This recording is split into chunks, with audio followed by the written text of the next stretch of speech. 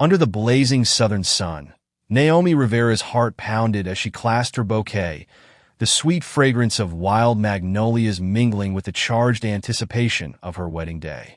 A bright canopy flared above her head, but despite the beauty around her, shadows lingered in her thoughts.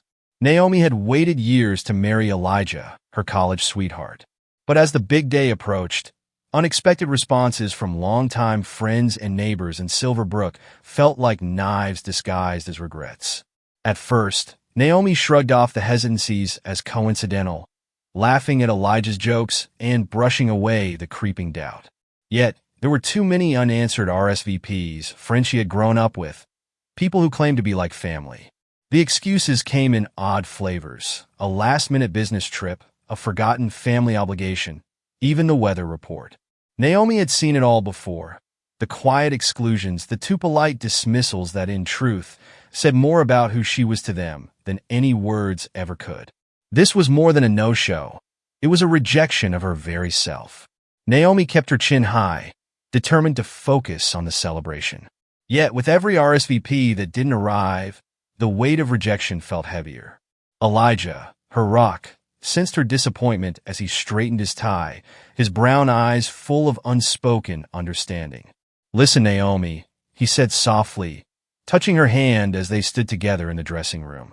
"We knew this might happen, but today isn't about them. It's about us. We got family here, real friends. They're the ones that matter." His words echoed her thoughts, but couldn't quite soothe the sting.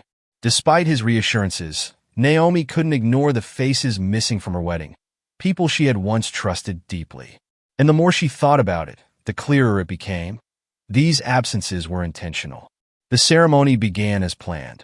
Naomi walked down the aisle, a vision in ivory lace, her friends and family smiling brightly. The vows were exchanged under a canopy of willow trees swaying in the breeze, and she and Elijah shared a kiss that sent a cheer through the small gathering. For a moment, as the world narrowed to just the two of them, all else faded away. But as they turned to greet their guests, the empty chairs punctuated the scene like sore reminders of who hadn't shown up. Naomi felt her mother's hand tighten around hers, as if sensing her heartbreak. Hours later, at the reception under a rustic wooden pavilion lit by fairy lights, laughter and music filled the air. Naomi's cousin Maya, a whirlwind of energy and creativity, buzzed around with her camera. At only 22, Maya was savvy, sharp, and a social media guru, the kind of person who seemed to know the pulse of everything happening around her. When she sidled up to Naomi, her face was a picture of barely contained frustration. "Naomi, I'm sorry, but it's ridiculous they didn't come. People who have known you for years, who always act like they care. And then to just bail out like that. I can't let it slide." "Maya," Naomi said, forcing a smile, "today is about joy. I don't want to focus on the negativity." "Maybe not you, but somebody has to," Maya countered. "People need to know what this town is really like." Before Naomi could stop her, Maya had snapped a series of photos.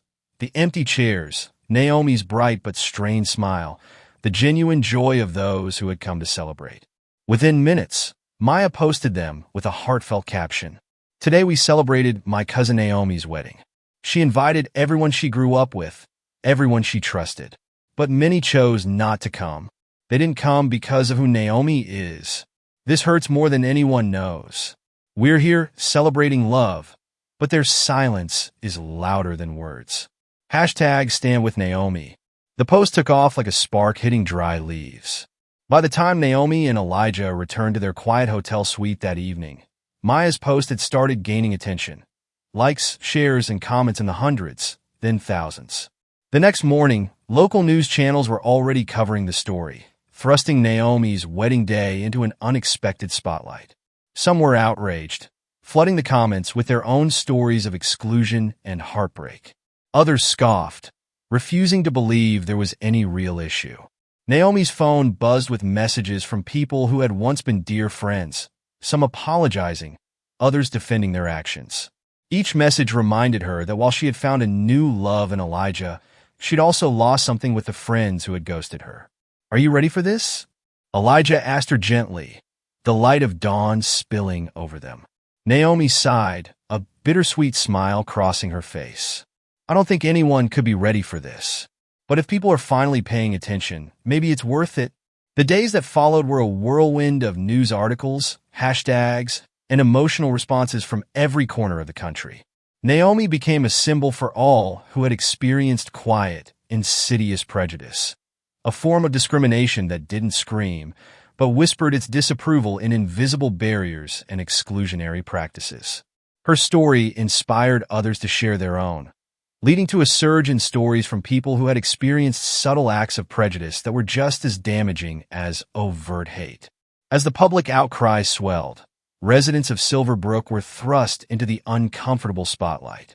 People in town began to whisper about who had declined Naomi's invitation, and neighbors exchanged uneasy glances. Those who hadn't attended tried to explain away their absence, saying it had been a simple mistake or a last-minute conflict. But their explanations fell flat in the face of a growing tide of public scrutiny.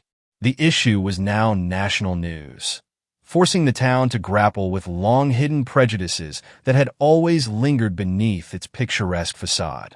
One evening, just as Naomi was beginning to feel the weight of it all, she heard a knock at her door. She opened it to find Tricia, a former friend and neighbor who had once been like a sister to her. Tricia held a small bouquet of wilted flowers, her face flushed with embarrassment. "Naomi, I came to say I'm sorry," she stammered, looking at the ground. "I didn't come to your wedding because, well, I thought others wouldn't. I didn't mean to hurt you." Naomi held back her initial response, a mixture of sadness and frustration. "Tricia, whether or not you meant to hurt me, you did. But maybe you should be asking yourself why you felt that way in the first place." Tricia's face flushed red, her discomfort palpable.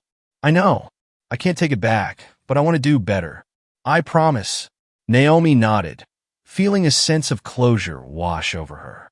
"Thank you, Tricia. It's a start." As Tricia walked away, Naomi realized something powerful. While some people might change, others never would, and she had to be okay with that. Months went by, and Naomi and Elijah's life settled into a new rhythm, punctuated by small moments of joy and the strength they had built together. Their story continued to resonate, touching the lives of countless others. Messages poured in from people inspired by their resilience, and each one reminded Naomi that her wedding day had become something far more significant. It wasn't just a moment of personal happiness, but a call for change, for a world where love and acceptance would one day overshadow prejudice. In her quiet moments, Naomi would look back at her wedding photos, flipping through the images of the family and friends who had stood by her side. There were empty chairs and missing faces, yes, but there was also an undeniable warmth radiating from those who had been there, a reminder that sometimes the best way to move forward was with the love and loyalty of those who truly understood. As the world moved on, Naomi did too, stronger and more resolute than ever. And in the end, she knew that the love she shared with Elijah was more than enough to sustain her, a beacon of light in a world that still needed to confront its shadows. In the following months, the whispers in Silver Brook turned into louder conversations, and for the first time, the town had to confront its own prejudice. At local coffee shops and neighborhood gatherings, people who would normally talk about the weather or weekend plans found themselves discussing the ripple effect of Naomi's wedding. Some were uncomfortable, insisting that the issue was being overblown, that Naomi's family had taken things too far by sharing it online. Others, especially the younger residents, spoke out in support, arguing that the quiet forms of discrimination in Silver Brook were real and long overdue for reckoning. Naomi's cousin Maya found herself at the center of this change, responding to media requests and even appearing on local news channels to share the story behind the post. She spoke passionately about Naomi's experience, calling out the casual cruelties that had been a hidden part of their lives for years.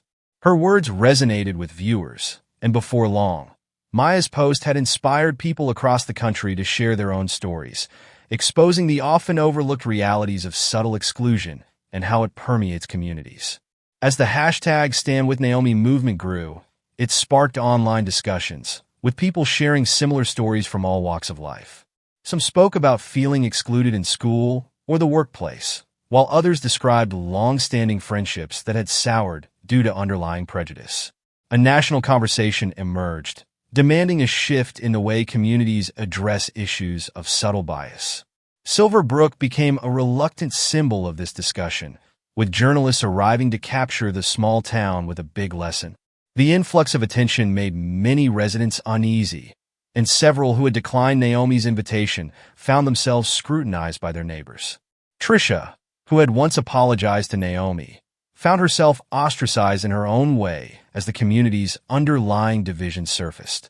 Naomi, however, was determined not to let the experience cloud her outlook on life. Instead, she poured her energy into her career as a social worker, driven to help others and bring light to those often left in the shadows. She began organizing community events and panels on diversity and inclusion, inviting residents to openly discuss their experiences. Though attendance was small at first, more people began to show up, encouraged by Naomi's grace and resolve. One evening, as she and Elijah sat on their porch overlooking a sunlit horizon, he took her hand, his eyes filled with pride. "Do you ever regret any of it?" he asked. Naomi leaned her head on his shoulder, thoughtful. "Sometimes, but I think about all the people who've reached out, the ones who felt heard for the first time. If our story helped even one person feel less alone, then I don't regret a thing." Elijah squeezed her hand, a quiet affirmation of their shared journey. They both knew that they'd faced hardships, but together, they'd become stronger than ever. Their love, born from resilience and understanding, had flourished even in the face of adversity. A few weeks later, a letter arrived in the mail for Naomi. It was from a young woman in the neighboring town who had seen the story on social media. She wrote about her own experiences with exclusion, expressing gratitude for Naomi's courage and sharing how much her story had meant to her. Naomi was deeply moved and decided to organize a small gathering for others who had reached out, a way for people with similar experiences to connect and support each other. The gathering was modest, held at a community center nearby, but the energy in the room was electric. People of all backgrounds shared their stories, tears and laughter flowing freely as they spoke about their journeys. Naomi listened, her heart full as she watched friendships and connections form. She realized that, through her own pain, she'd helped to foster a sense of belonging for others, a space where they could be heard and supported without judgment. As the evening drew to a close, Maya, ever the vibrant spirit, took the microphone. "This," she began, her voice filled with conviction, "is what community really looks like. It's about standing together, even when it's hard. It's about fighting for one another, for respect and love, in a world that sometimes seems too eager to divide us. We've all felt the sting of being left out, and we all deserve better. Today, let's promise to do better." The crowd erupted in applause, and Naomi felt a wave of pride for her cousin.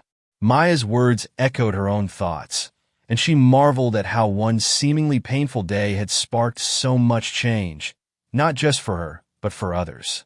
Back in Silver Brook, the town itself had changed in subtle ways too. The conversation sparked by Naomi's story had pushed people to rethink their actions, to question their own biases. Some residents embraced this self-reflection, apologizing not just to Naomi, but to each other for past misunderstandings and unspoken judgments. A few businesses even began to promote events centered on inclusivity, a step toward rebuilding trust within the community. Over time, Naomi and Elijah settled fully into their life together, forging new friendships and strengthening bonds with those who had supported them from the beginning. They built a life full of love, laughter, and understanding, grateful for the support they'd found even in unexpected places. One quiet evening, Naomi sat on her porch alone, flipping through her wedding album. Each photo was a testament to the love they'd celebrated, a reminder of the strength she had found in herself and those who stood by her. As she closed the album, her phone buzzed. A message from a distant friend who had seen the #StandWithNaomi hashtag, someone she hadn't spoken to in years, but who had been inspired by her journey. In that moment, Naomi realized that her story wasn't just hers anymore. It had become a shared experience for countless people who'd felt silenced or ignored. And while Silverbrook had been a place of pain for her, it had also been a place of transformation. Naomi smiled to herself, at peace with all she had faced, and grateful for the life she'd built.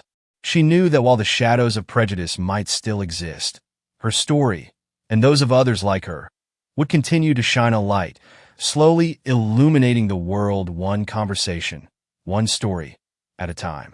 And as she looked out over her town, a place both flawed and beautiful, Naomi felt an unbreakable sense of hope for what lay ahead.